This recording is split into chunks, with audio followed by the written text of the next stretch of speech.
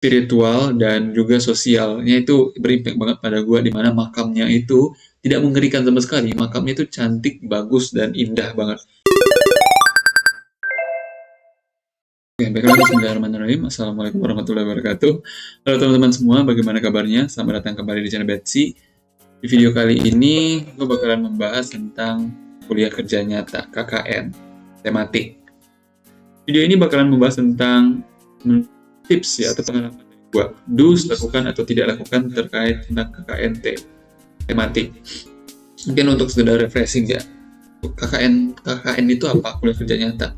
Jadi KKN itu singkatnya adalah kuliah kerja nyata yang intinya adalah mahasiswa itu belajar di masyarakat. Jadi untuk memahami, menganalisis dan untuk membantu dalam penyelesaian permasalahan yang ada dalam masyarakat. Jadi ya itulah intinya itu belajar ya, kuliah di masyarakat.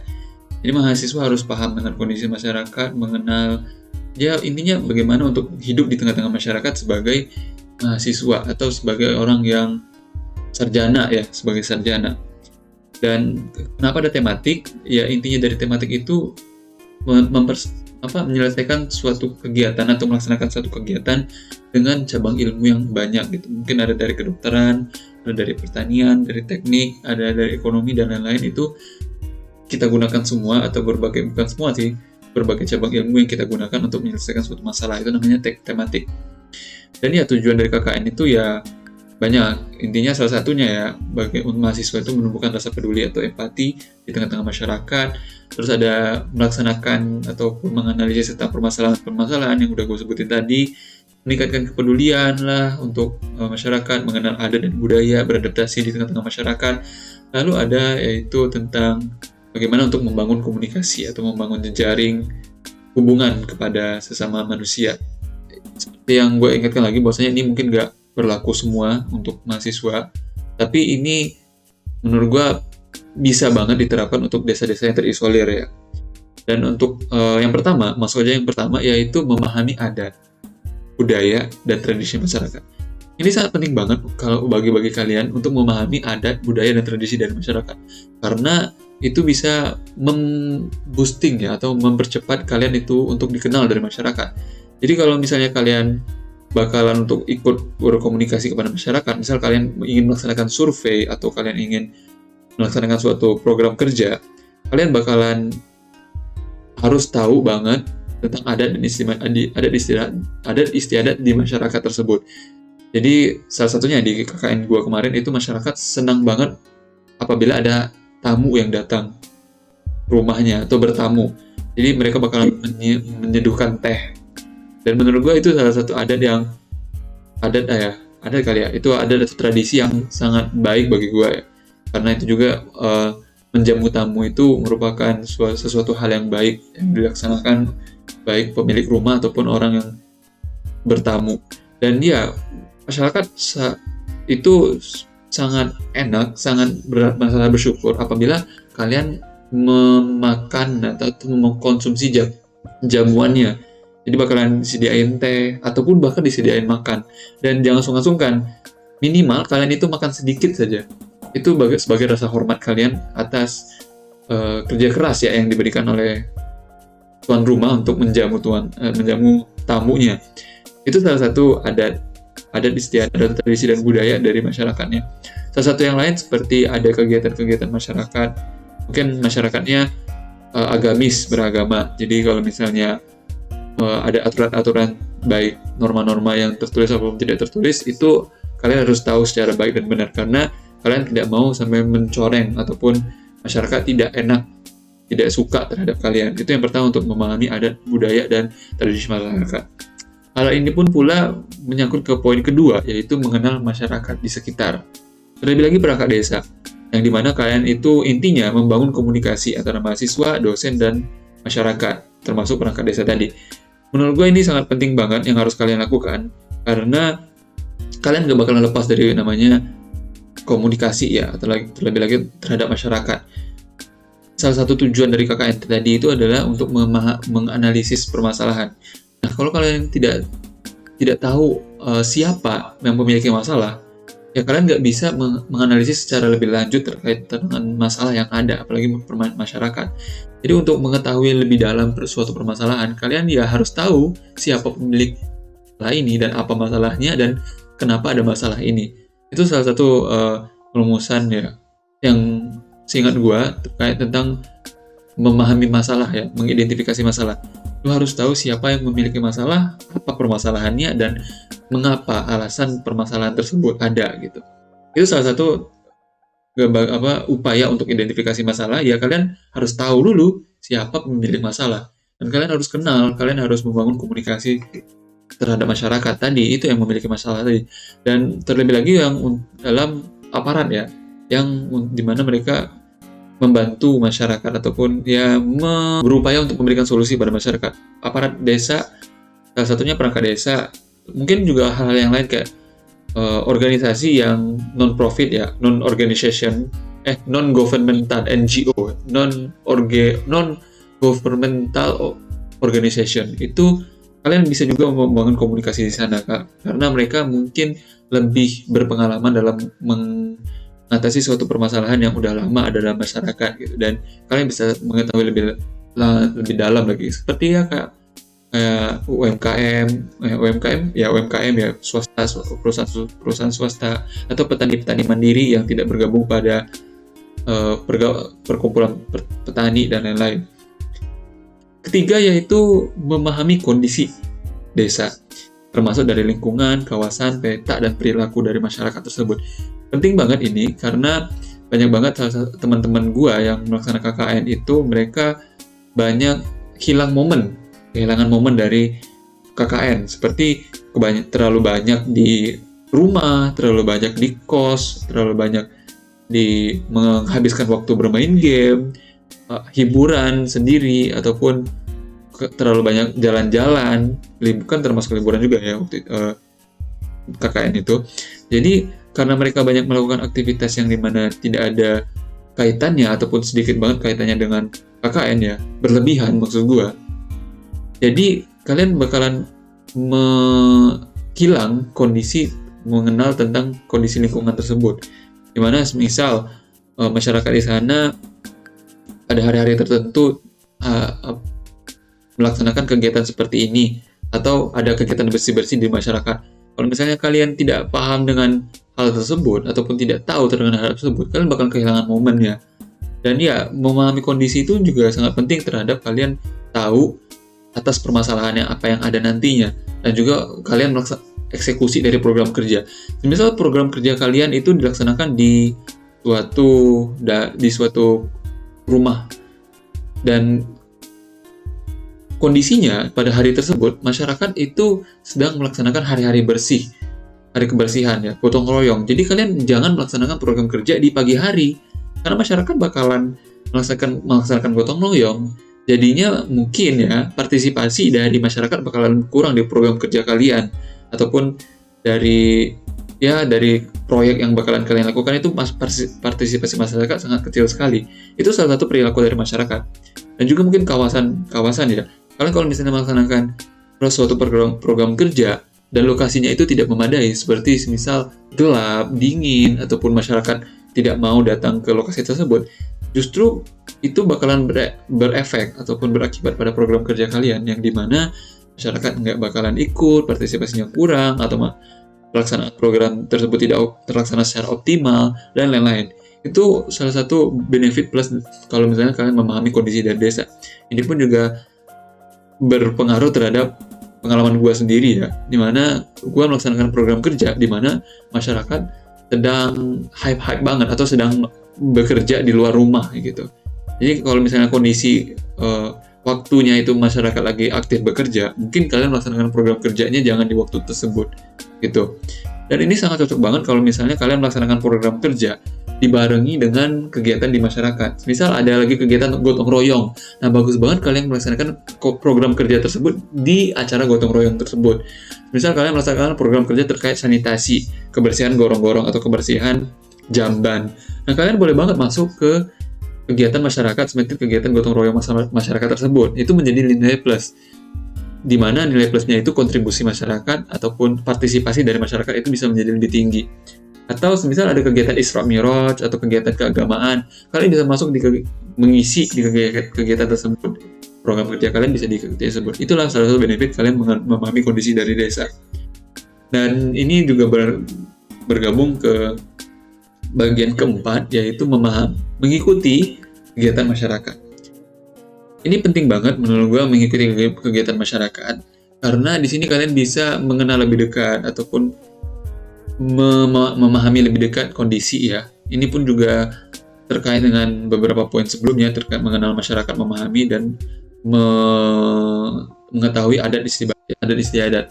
Di mana kalian mengikuti kegiatan masyarakat itu udah menjadi suatu hal yang paling utama menurut gue.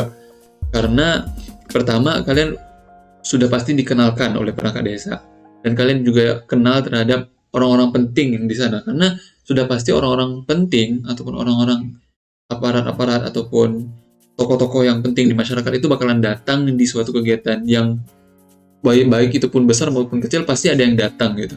Dan di sanalah kalian mulai masuk memahami gitu dan memperkenalkan diri kalian kepada orang-orang ataupun masyarakat di desa tersebut. Penting banget. Dan jangan sampai terlewat ataupun kalian malas akan ikutin hal tersebut.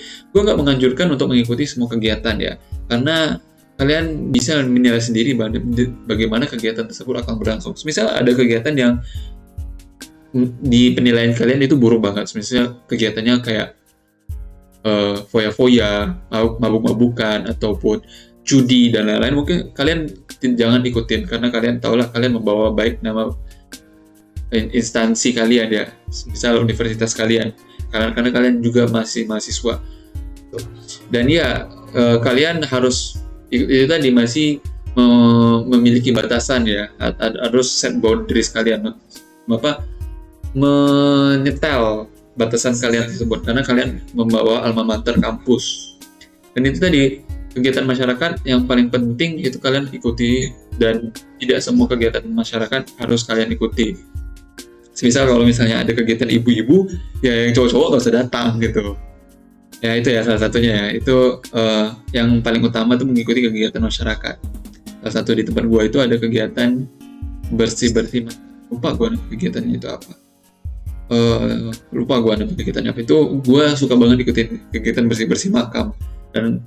Dan impact-nya menurut gue itu spiritual dan juga sosialnya itu berimpact banget pada gue, di mana makamnya itu tidak mengerikan sama sekali. Makamnya itu cantik, bagus, dan indah banget. Itu makam dari desa gue itu. Karena setiap Jumat, hampir setiap Jumat ya, mungkin setiap Jumat ya, itu dibersihkan sama masyarakat di sana setiap subuh. Dan gue ikut membersihkan juga, ikut doa juga, ikut yasinan dan lain-lain di makam. Lalu yang terakhir adalah berbagi ilmu dan pengalaman kepada masyarakat. Penting banget berbagi ilmu ya, jangan pelit terhadap ilmu. Karena masyarakat itu punya pengalaman. Mungkin nggak semua masyarakat punya ilmu ya, tapi mereka punya pengalaman. Seperti kayak petani apalagi petani mandiri yang bergabung pada KWT, kelompok tani, KT, kelompok tani. Mereka yang petani diri itu ya, mereka banyak pengalaman, seperti mungkin di teori kalian seperti ini dan pengalaman mereka itu seperti ini, dan kalian bisa kolaborasi antara itu. Dan ya itu pun juga bisa membangun hal-hal baru ya. Tadi kalian bisa kenal sama masyarakat, kalian bisa juga membangun hubungan kerjasama dalam masyarakat dan lain-lain. Dan itu pun juga mendorong kalian dalam membangun ataupun merencanakan program kerja kalian. Itu baik banget. Jadi jangan pelit untuk ilmu dan pengalaman ya. Semakin banyak kalian sharing, dan semakin banyak juga hal-hal yang kalian dapati. Itu untuk dus tadi. Jadi mungkin rekapnya ada 5. Pertama, memahami adat, budaya, dan tradisi masyarakat. Kedua, mengenal masyarakat sekitar, masyarakat desa dan perangkat desa. Memahami kondisi desa, mengikuti kegiatan desa, kegiatan masyarakat, dan yang terakhir adalah berbagi ilmu. Itu yang harus kalian lakukan. Dan itu merupakan hal-hal yang saling terkait dan esensial ya. Oke, masuk ke hal yang tidak boleh kalian lakukan atau don't ya, do not pada saat melaksanakan KKN. Yang pertama, ini singkat aja, mungkin kalian obvious banget, membahas politik atau isu desa yang sensitif. Di desa itu politik tuh bukan terkait dengan partai, atau hal yang lain, mungkin dari perangkat desa atau dari RT-RT, itu ada bakalan politik-politik gitu, dan mereka mungkin bakalan saling mengumbar-umbar aib ya. Kalian cukup tahu aja, jangan sampai kalian saling adu domba nanti bakalan, atau mengkambing hitamkan dalam hal-hal ini ya.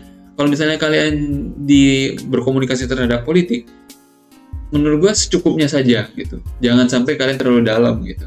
Kalau misalnya kalian diminta, misal kalau gue kemarin ditanya terkait pandangan terhadap desa atau kinerja dari aparat desa, ya udah sampaikan yang baik-baik aja gitu, yang buruk-buruknya mungkin kritik-kritik aja sampaikan, jangan sampai kalian merendahkan atau menghina, mungkin itu bakalan jadi nilai yang buruk, ataupun kalian nggak tahu orang-orang bakalan mulutnya kemana ya, atau tidak dapat dipercaya dan lain-lain gitu. Jadi secukupnya aja untuk kalau misalnya kalian membahas politik ya, jangan pula kalian sampai mengumbar-umbar ataupun mengadu domba, itu dihindari banget.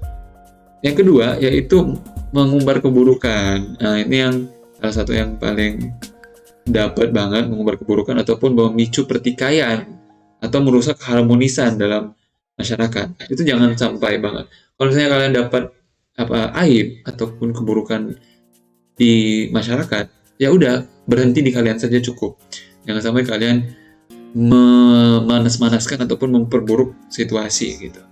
Ya udah, kalau misalnya kalian lihat ada orang-orang yang menimbun, ya mungkin kalian menimbun sampah ya, mungkin kalian cukup tegur ya. Jangan sampai kalian bikin hal-hal yang nggak asik, atau nggak asik tuh ya, maksud gue hal-hal buruk di masyarakat gitu.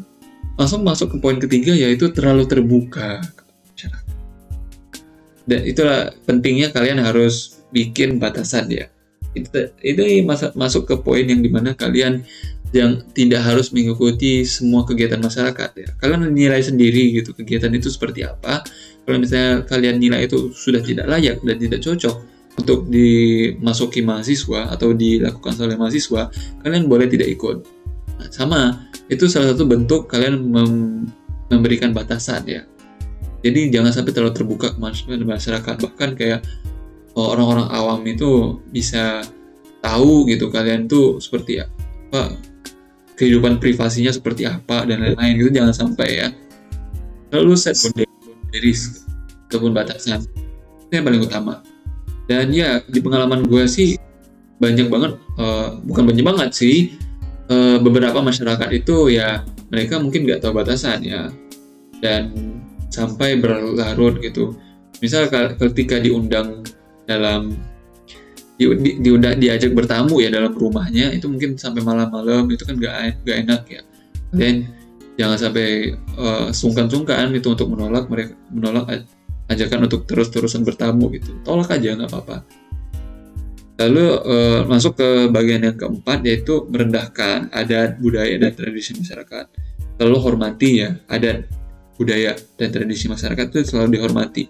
Walau kalian nggak setuju, misalnya ada adat budaya tradisinya itu mengkonsumsi minuman-minuman keras ataupun minuman-minuman yang haram, makanan yang haram, ataupun mengikuti suatu tradisi-tradisi yang ada sihirnya, yang dimana bertentangan dengan kepercayaan kalian. Ya udah, kalian nggak perlu merendahkan gitu. Kalian cukup memahami saja gitu, menghormati saja, nggak harus ikut gitu. Gue yakin masyarakat di sana bakalan paham juga gitu, bahwasanya kalian itu mahasiswa dan kalian itu bukan berasal dari desa tersebut gitu. Dan kalau misalnya mereka memaksa, kalian bisa menghubungi perangkat-perangkat desa ataupun menghubungi institusi dosen-dosen kalian, itu bisa menghubungi tersebut, karena itu sudah termasuk ini ya, keterpaksaan itu sudah termasuk hal yang buruk ya. Jadi kalian berhak menolak ya ajakan tersebut. Lalu yang terakhir, ini yang menurut gue paling krusial, jangan menutup diri di masyarakat, pada masyarakat ya. Jangan sampai kalian menutup diri, terlalu sibuk fokus ke diri sendiri, hiburan lah, terus di dalam rumah terlalu lama, berhari-harian dalam rumah, menyelesaikan masalah dalam rumah, ataupun tidak berbaur pada masyarakat, itu jangan banget. Bahkan kalian itu usahakan meninggalkan sesuatu hal yang baik kepada masyarakat, hal yang bermanfaat. Tinggalkan hal-hal yang baik.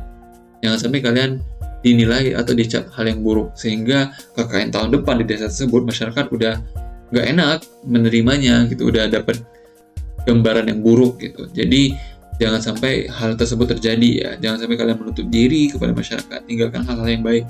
Itu tadi, mungkin sehari 2 hari itu kalian belanja ke toko tetangga gitu, atau interaksi, atau sering-sering sholat di masjid, atau ikut-ikutin ke kegiatan-kegiatan dan lain-lain. Itu penting banget sih, minimal sehari itu sekali. Jadi masyarakat itu tahu kalian itu kegiatannya apa, ngapain aja. Nah, itu. Oke, mungkin itu aja dari video kali ini. Kalau gue udah bikin apa ya namanya tuh, after movie, dibilang after movie mungkin ya, atau mungkin after movie dari KKN gue ya. Kalian bisa cek di deskripsi ataupun di sudut kanan atas after movie dari KKNT Banjarnegara Desa Pekasiran Betsi 779. Kalian bisa cek di yang gue bilang tadi, di linknya ada di deskripsi. Dan video berikutnya mungkin gue bakalan bahas tentang proyek investigasi dan praktik kerja lapang ya. Itu sangat penting banget, apalagi terhadap mahasiswi TIN, Teknik Industri Pertanian. Oke, bagaimana pendapat kalian atau komentar kalian terkait hal-hal yang udah gue sampaikan di video ini? Silahkan masukkan di kolom komentar. Jangan lupa like, komen, dan subscribe channel gue, karena itu sangat mendorong gue, membantu gue, dan sangat memberikan support terkait channel ini. Itu aja dari gue, terima kasih, dan sampai jumpa di video berikutnya. Bye-bye. Assalamualaikum warahmatullahi wabarakatuh.